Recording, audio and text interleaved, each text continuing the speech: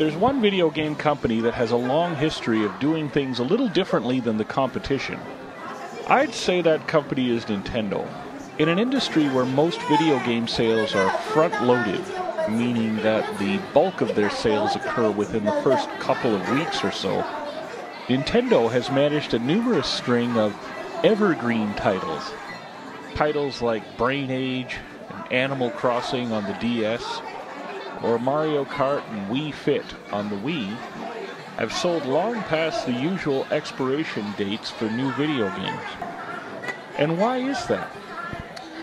Well, I'm just a lowly gamer, not a rich businessman, so I can only speculate. But I'd say it has something to do with events like this one, here in Taipei, Taiwan. Not that this event is so unusual in and of itself.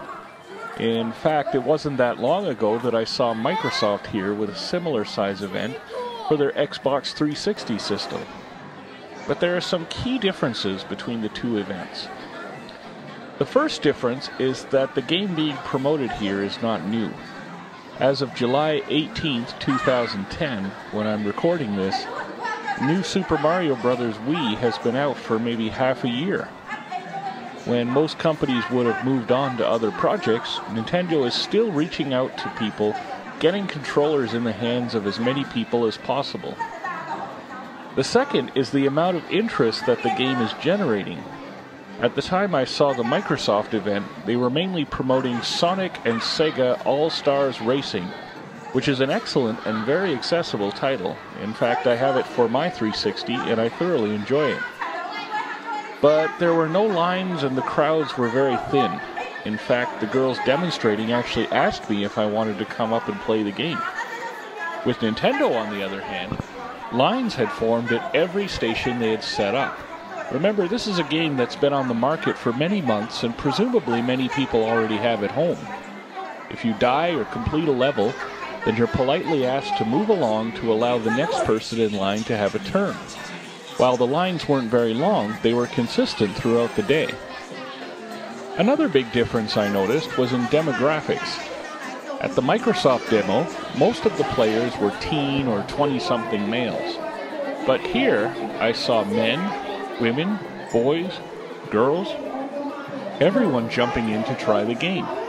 I didn't see any seniors, but then again, I didn't really see too many seniors at the mall, period. One curious thing I noticed is that some parents were putting the controller in the hands of their very young children. Children who are obviously a bit too young to really be able to play and understand the game by themselves. And I wondered, why?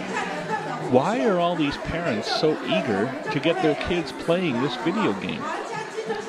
Of course, I can't say for sure, but speaking as someone who grew up in the 8-bit generation, I'm guessing that many of these parents grew up with a Famicom in their homes and have many happy memories of playing the Super Mario games of that day.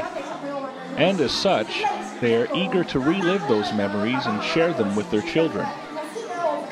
Personally, I'm very pleased with the success of new Super Mario Bros. Wii. If only because it really shines the spotlight back on simple, addictive, arcade-style games. I think that many modern games have lost their soul, so to speak. Regardless of what you think about them as a company, I believe Nintendo, out of all the major companies making video games right now, realizes that if we want lots of people to play games, we have to remember what attracted people to video games in the first place. I'm the Expanded Gamer in Asia. Thanks for watching.